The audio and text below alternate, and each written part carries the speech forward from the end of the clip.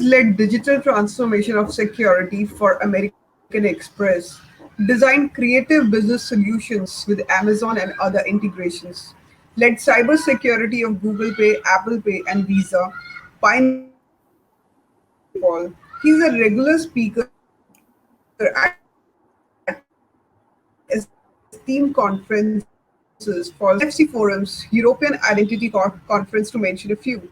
He has featured in Genius Journal, helped pioneer blockchain in Amex and filed patents on blockchain and DLTs. He is an advisory board director for select security startups and helps venture capitalists evaluate companies. He holds an MBA from Santa Clara University, California, and Bachelor of Engineering in Computer Science from VNIT Nagpur. He is credited with 95 plus patents issued and pending and has received awards for innovation and leadership. Ladies and gentlemen, please put your hands together for Upendra Mardikar, Chief Security Officer of Staff Finance, a leading omnichannel, digital first fintech and POS lender where he leads cybersecurity while building new platforms to enable growth opportunities. Over to you, sir. Thank you so much, Shashi, for kind introduction and really honored to be here. Good morning, good afternoon, good evening, guys, from wherever you are. Really appreciate it. So what we are going to talk today, team, is, as you know, cyber is very hot right now and fintech is very hot. So I was fortunate enough, with God's grace, is that I'm in this industry and would like to share some of it so that, we all can learn from each other. So without further ado, if you don't mind, I'll try to share my screen over here. And give me 1 second, please, if you can, while I bring up those slides. And team, are you able to see my slide at all? I just wanted to check one last time before I go. We can see it. Okay, cool. So what we will do, team, is that as we are talking about two hottest sectors right now, at least, which is security and fintech. So before I get started, these are some considerations, and this is a typical PR thing, is that these are my personal thoughts and do not represent of any of those of my current employer and previous employers, and it is based on the public data. So every attempt is to make your investment of your time worthwhile.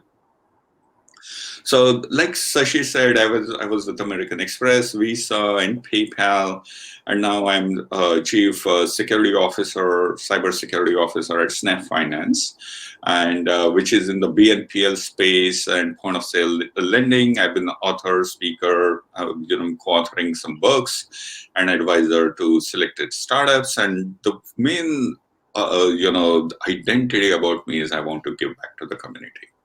And that's why, very happy and privileged to be here. So what we will discuss today, guys, is let's take a step back and see where we are in the cyber world. And as you know, the attacks are happening all around. You see this every day in the news. So let's take a step back and what's happening in the cyber world. The second thing that we will talk about is, okay, there is this mystery around fintech world. What is different in fintech, right? And why? And cyber and fintech is, a combination that you will be very interested in learning about. Then we will go into two use cases: time permitting, remote access, and identity. As I'll try to zip, a little bit faster in the initial parts because this. And then we'll spend potentially a little bit more time on the use case. So going with what's happening in the cyber world. So, taking a step back, World Economic Forum recently published, so this is the World Economic Forum, they recently published long-term risk outlook. So what is the impact to the, entire world? So they talked about the climate action failure, they talk about the weapons of mass destruction, And if you see, they talked about human-made environmental disasters. They talked about infectious diseases, and most of us are being, affected because of COVID in some shape or form. I sincerely hope that you and your loved ones are staying safe and continue to stay safe during this very unprecedented time. We have seen fires in California, so extreme weather is one of the risks that World Economic Forum. So just look at here, cyber, right? So cyber is considered as one of the top 10 risks over the next 10 years. So it is that hot right now. And we are seeing that every day, guys. If you look at Yahoo, there were 3 billion accounts breached. And we heard about, I'm sure you have heard about Equifax and LinkedIn and Marriott. These dwarf Yahoo attacks. And, some of you are from India, Aadhaar card, 1.1 billion accounts. Another way to look at it is these are the biggest data breaches of all the time. So Cam4, that was in 2020, 10.88 billion accounts were compromised. We talked about Yahoo, Aadhaar. So what is happening, guys, is that there are about $16.4 billion per day is being lost in cybercrime. And if we translate and bring down the math, it's about $190,000 per second. So by the time we started talking, it might be about 11 to 12 million dollars might have been lost worldwide in data breaches. So that is the severity. And if we also take, just to give you a perspective, there are about 7 billion people in the world. And even if there are some duplicates in the accounts, like 10.88 billion accounts, 3 billion, and if you remove children and, elderly people, you can consider that at least half of the world's working populations, their account has been compromised or their data has been breached in some shape or form, which is pretty pathetic, as you can imagine. So I tried to find a prettier picture, but this is the best picture I got. Where are these coming from? So this is not just a US phenomenon, this is coming from all over the world, Europe, Asia, you name it, right? And also Australia. So it is coming from all over the world. So this is a world phenomenon. The cyber, it's called cyber pandemic nowadays, but this is coming from all over the world. And we have seen that, right? So SolarWinds, even DHS, body mills of the top SolarWind hack, we have seen it. Big companies like Microsoft Exchange, colonial pipelines that you guys might have heard, and even in Australia, 9 got hacked. So the point is, when we take a step back, the attacks are coming from all over the world, going to all over the world. Top companies, so-called, that are supposed to be very secure, they are getting compromised.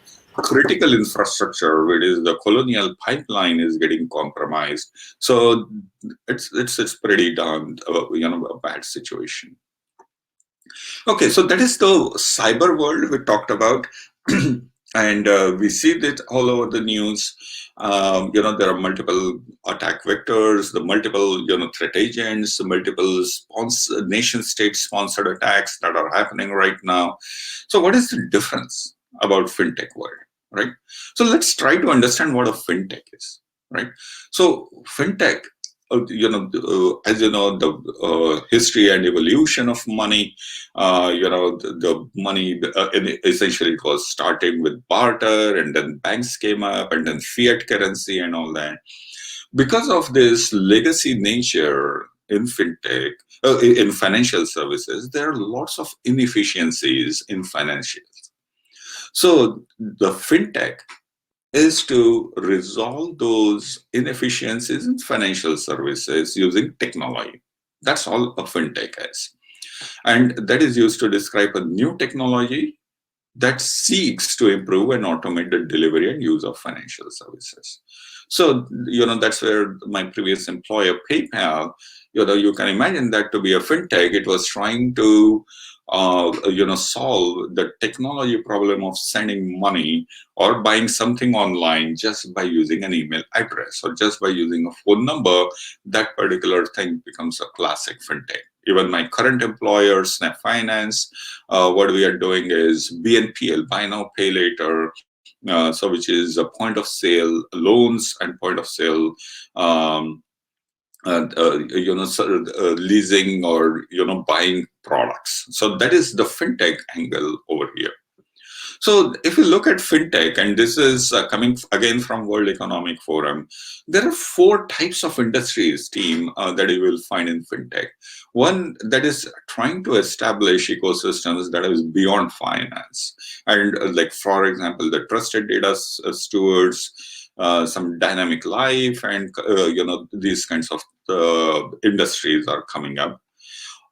Physical and digital processes integration is B. So just-in-time lending, for example, Snap Finance works in just-in-time lending, and all these you can read over here. The third category is transaction and flows, right? I mean, for example, remittances, global fund transfer network, KYC, AML utilities. All these are considered as reorienting transactional flows of fintech industry. And the final dimension over here is reimagining core functions, which is the cross-bank collaterals and quantum portfolio optimizations.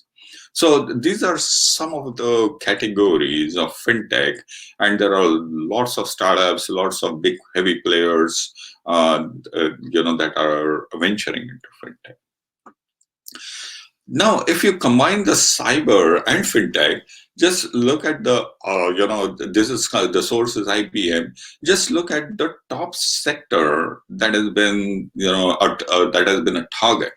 So 2019, number one, 2020, number one, and I'm sure in 2021 it will be number one as well. So it's a top sector.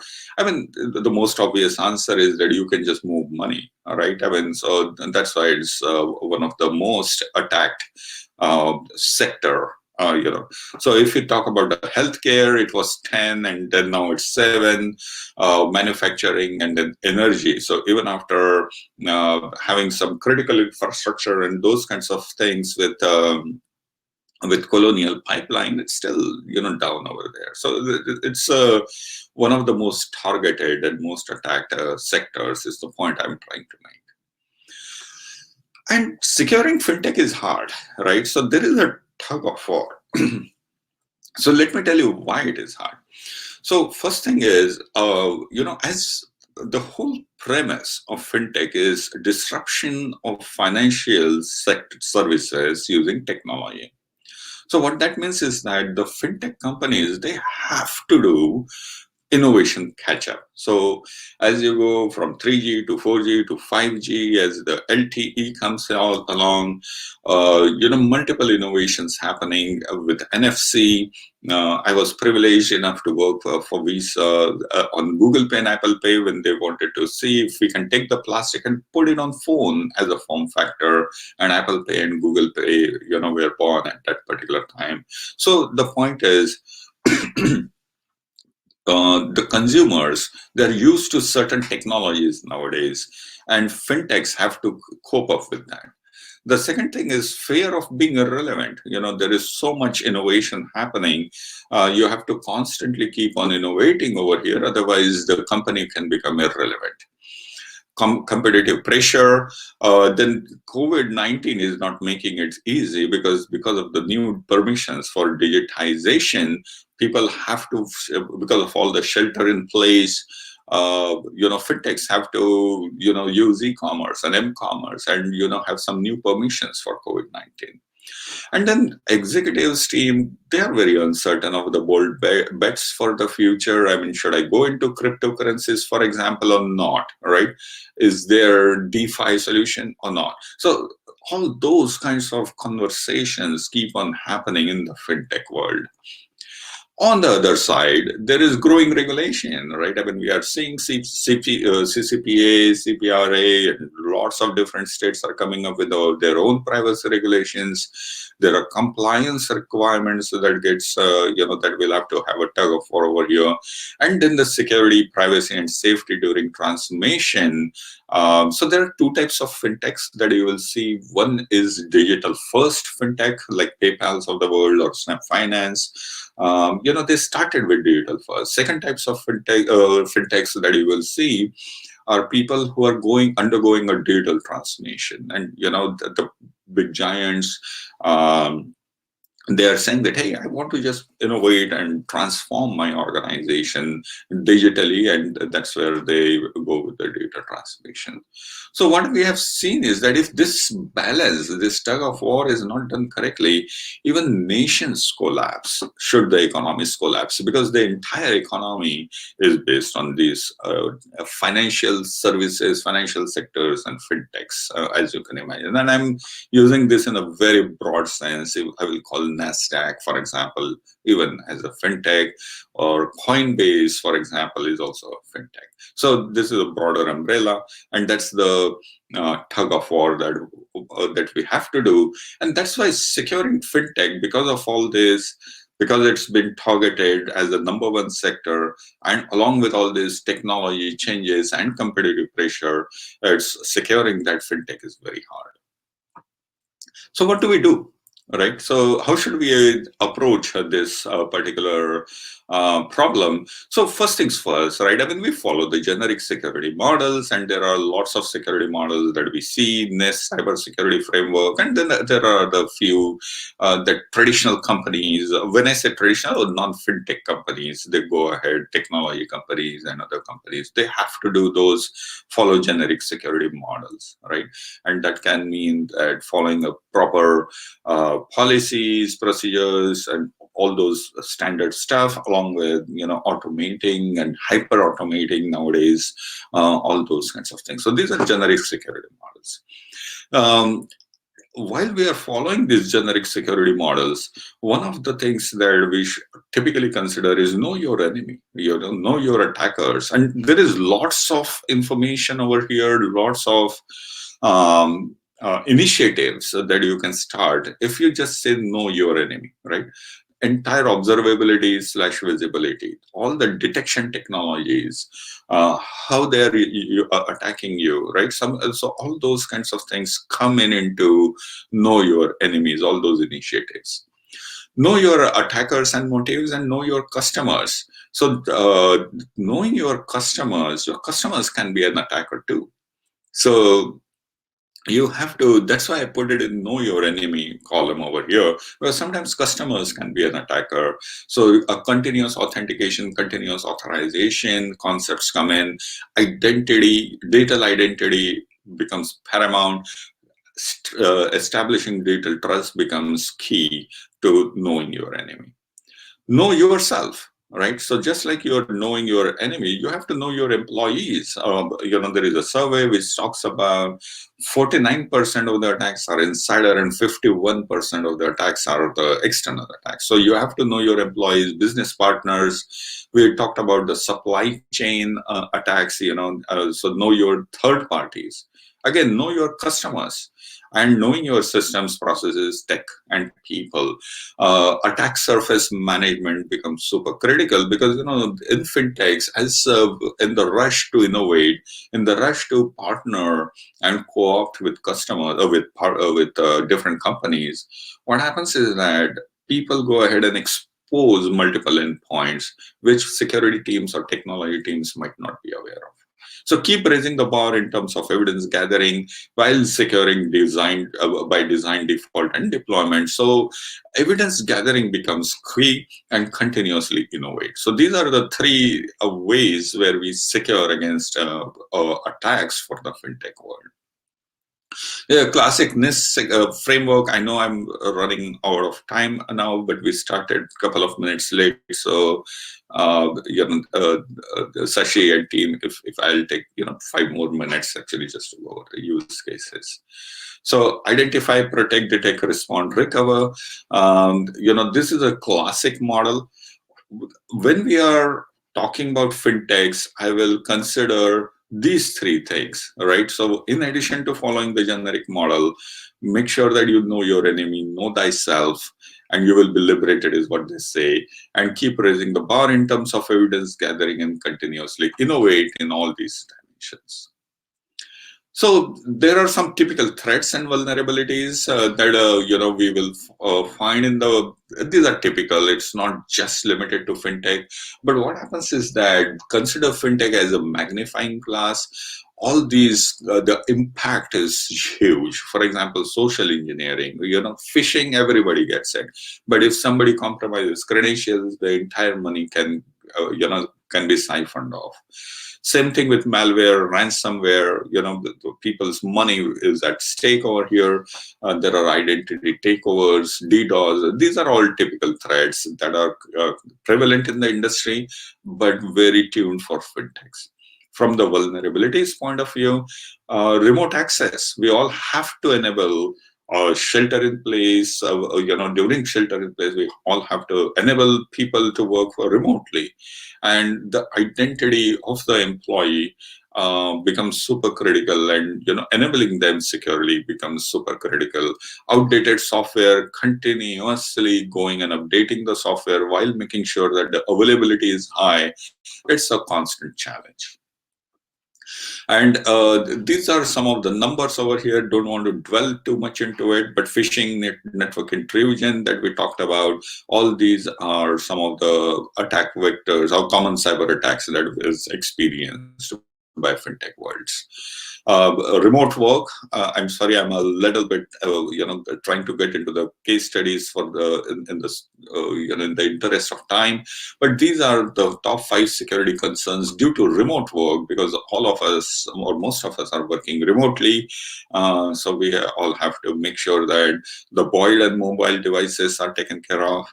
Asset management, backup recovery, GDPR, CCPA, and training the employees to follow security practices, because their home network might not be as secure as corporate network.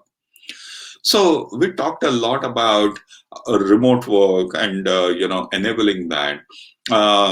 This is one of the use cases that we'll talk about quickly. Is how do we enable remote work while delivering stellar user experiences in the fintech world, right? And that can be applied even to a non-fintech community. The way we did was March 2020, when we had this immediate shelter in place. One of the things that we ran into was a VPN bandwidth, right? I mean, obviously we all had VPNs. Some of us were allowed to work from home. Occasionally we say, hey, I have some dentist appointment, some doctor appointments, so I'll work from home. But those were not a company phenomenon. Those are one-off employees, right? I mean, working from home. But suddenly, because all of us had to work from home, there were VPN limitations, and it was slowing the things down. So you will see all these acronyms over here. So when this, our employees, you have to make sure that the home network is secure, the void is secure. Void means the bring your own device, and EDR is endpoint detection and response. So have a updated software over here. VPN limitation team, we started thinking about zero trust, right? So even Joe Biden nowadays talks about zero trust. So we went with zero trust network access, and all these are multiple acronyms.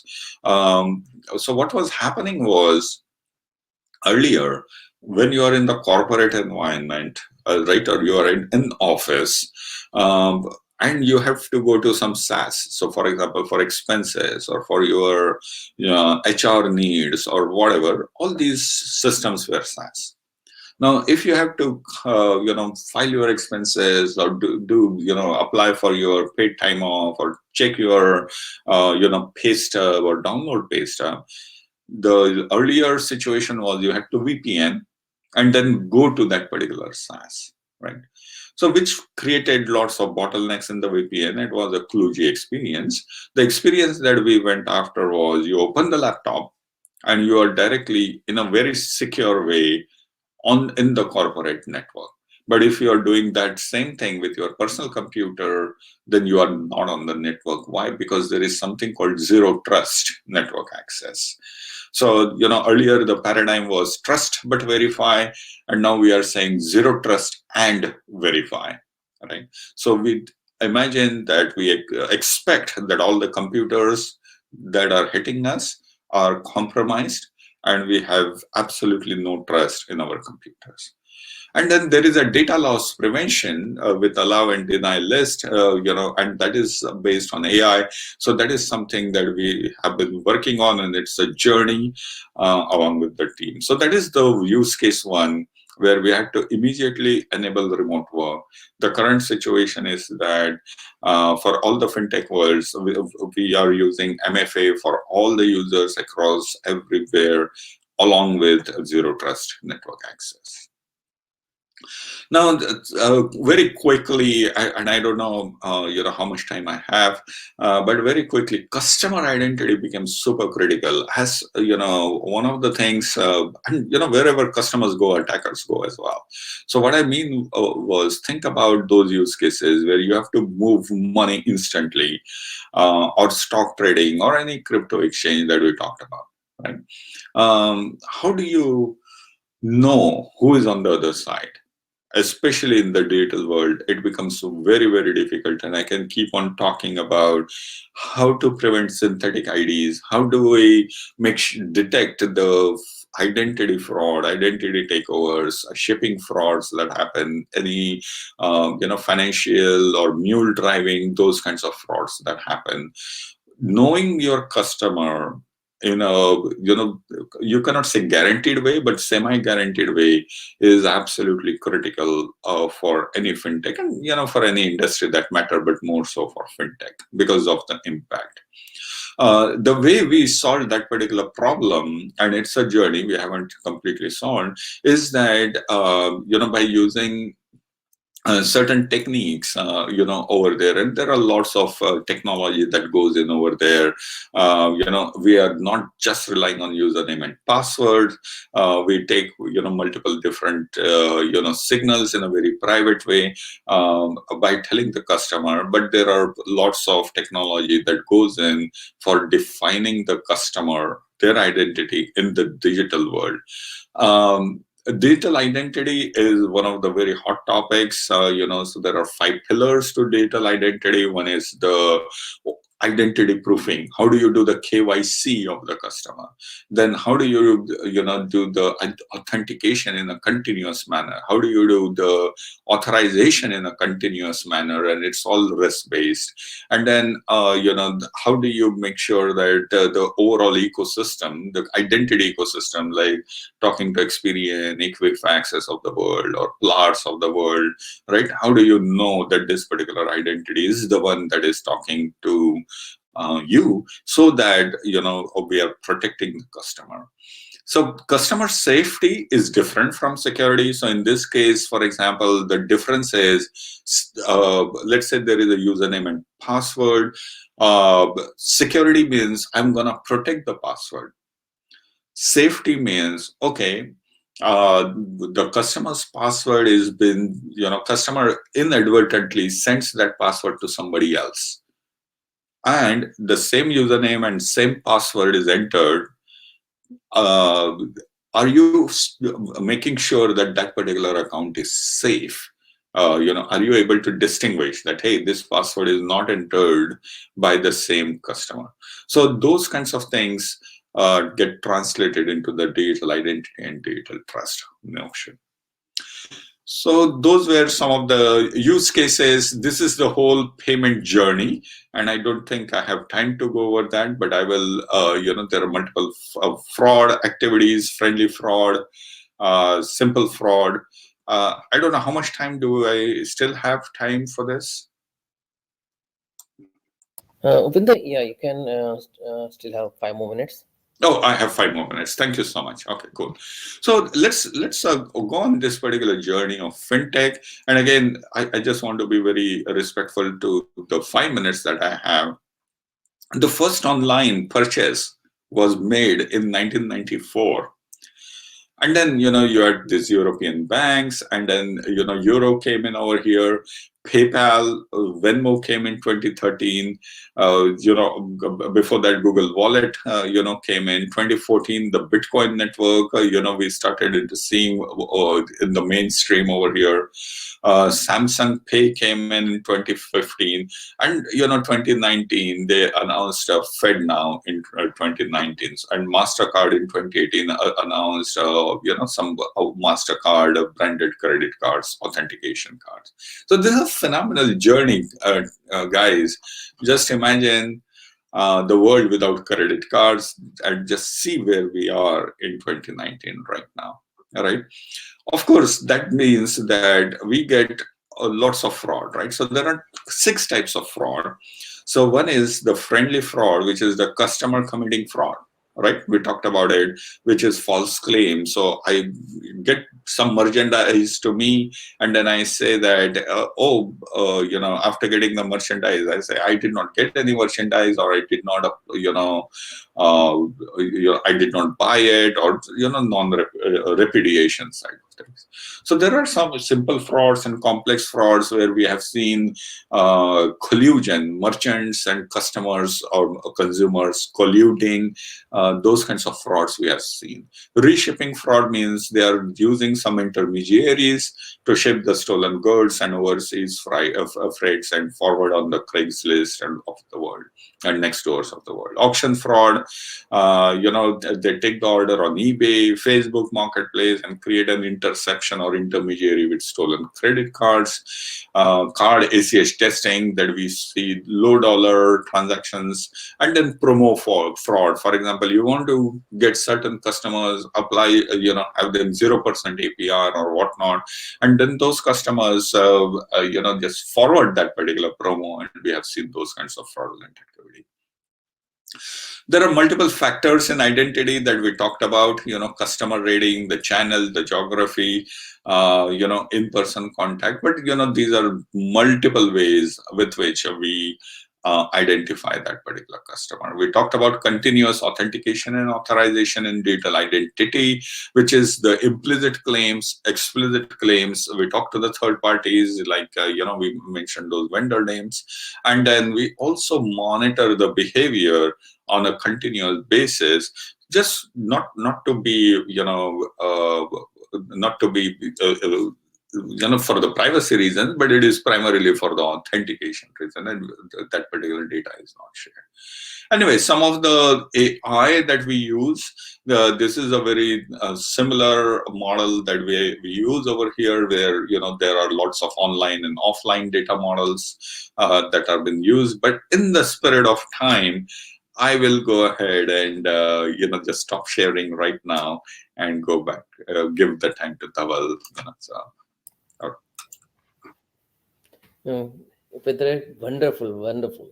You really packed the entire last, I think, a decade or so of happenings in the fintech, and nicely put together, different threads, because people are aware of a couple of them, but not all of them, and they are many times, concerned that they are actually afraid to take a step forward, even though they may know some solution. So I would like to ask one very simple question. If there is a say startup who wants to delve into, say, consumer side of the fintech use case, and what would advice you would give to them to be better in good books with security and compliance, but at the same time don't hamper their innovation and move forward?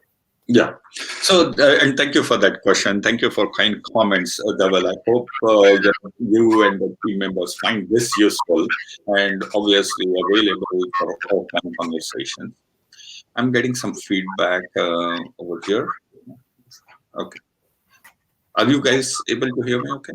Yeah, we can hear you. Oh, okay, cool. Yeah. Okay, so to answer your question, if somebody is embarking on a fintech journey versus cyber journey, somebody is there is a startup with fintech. I would say make sure that the security and compliance is by design over there. So always give it a first-class citizenship, then retrofitting it. So the way I was thinking about it, Dhaval, is that let's say you are going into the venturing into P2P payments, right? And you have a better idea than Venmo when you want to just compete with it. This is fantastic, or Robinhood, right? What are the legal implications for that? What are the compliance implications of those kinds of things? And then, securing obviously by design and default. So that what happens is that we have to focus on user experiences. You have to have magical user experiences. But while you are doing that, how can you start, creating those rails for identity? And how do you start baking security right into the infrastructure, right into the DNA, right into the fabric of your entire system, people, processes, all right? That will be my suggestion for you guys to consider. Right. Yeah. Thank you. Thank you for that. One the question on similar lines, but from the other side. Say, suppose there is a security startup, for example, like that wants to secure the fintech use cases. Now, how they approach the fintech, how they present to the fintech founders to help them secure the use cases without, like bogging them down just on the focusing on the security and compliance, because Yeah. you have to run your business, you have to promote your product, and same time you have to take care of the security. So how the security people should be approaching the fintech professionals or fintech executives? Yeah, no, that is a good question, and to be honest with you, the security guys in fintech, they are inundated with multiple vendors today, right? So how do you know one vendor is different from another, and it becomes like it's overwhelming to be as. Even though we have desires, so don't consider us to be pushing back on those vendors, because without vendors we cannot secure the system. So it's a partnership. What happens is that whenever you approach, so there is obviously connections work, right? So that is one thing. The second thing is when you get even 10-15 minutes of the time, think customer and present a holistic solution, right? Um, what happens is that, for example, when we get this, hey, I only solve structured data, I don't take care of the unstructured data, for example, right? I mean, then those kinds of solutions are half-baked, right? Or I'm throwing just people at the problem when I'm doing some vulnerability assessments or pen testing or whatever, right? So are you yet another vendor, or what is the differentiation that you are bringing in? So do that homework beforehand, that how do you differentiate yourselves, right? There are so many Kodak moments that occur, Dhaval, nowadays in security world, that it's just unbelievable.